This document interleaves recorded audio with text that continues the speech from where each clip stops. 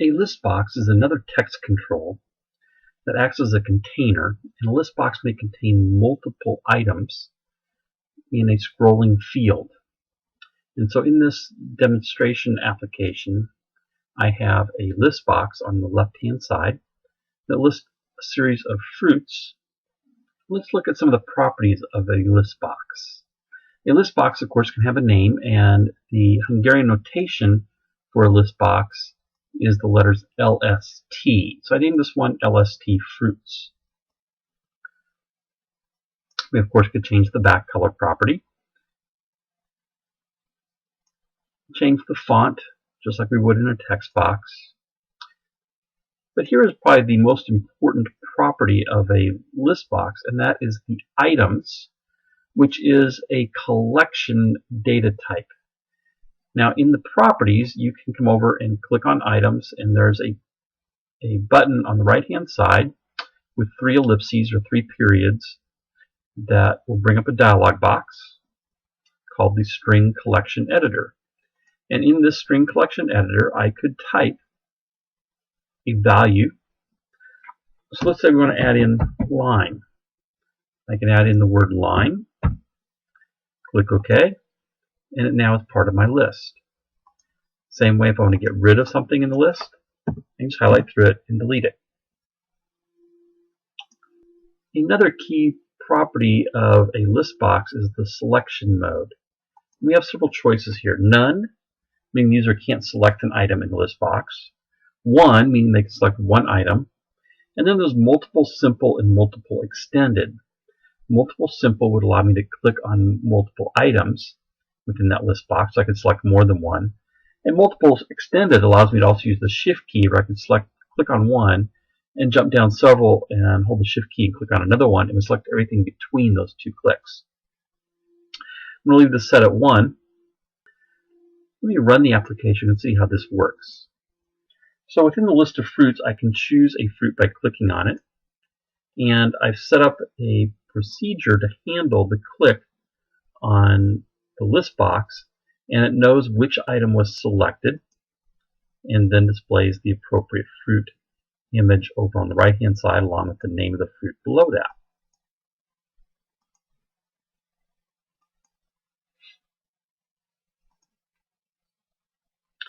So let's look at our code. So I have a sub-procedure here that is handling the selected index changed event for my list box named LST fruits. So that's the event that's being handled. Anytime the user clicks on an item in that list box, the index number is being modified. Remember, we had indexes with strings as far as each character, and those indexes started with 0. Well, same thing here. Each line in a list box is an index number. The first line is index 0, the second one is index 1, and so forth. So that index number that is selected is what's going to change each time the user clicks on an item in the list box. So when they do that, we're going to have a variable called fruit, which is of string data type. We're going to set it equal to the selected item of that list box. And I'm going to convert that to a string. And so that's going to give us the text of the item that was on that line. Apple, banana, cherry, so forth. Then I'm going to set the text property of a label. That's the label below our image called LBL fruit. I'm going to set that equal to our fruit variable. The image is being displayed in a label control. And I've created an image list that contains all the images of those different fruit. And so all I'm doing is setting the image index then of the label, which is going to pull the appropriate item out of that image index, or out of that image list to display in the label.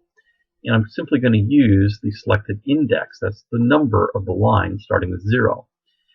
The text in this list box corresponds to the images. They're all in the same order.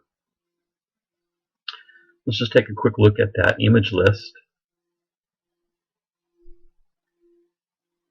So our image list has a collection, and there are all the different fruits that I've imported, starting with 0, which is the apple, 1 is the banana, so forth. We get down to the watermelon. And then my last one is the logo for our company. That's the default that shows up originally.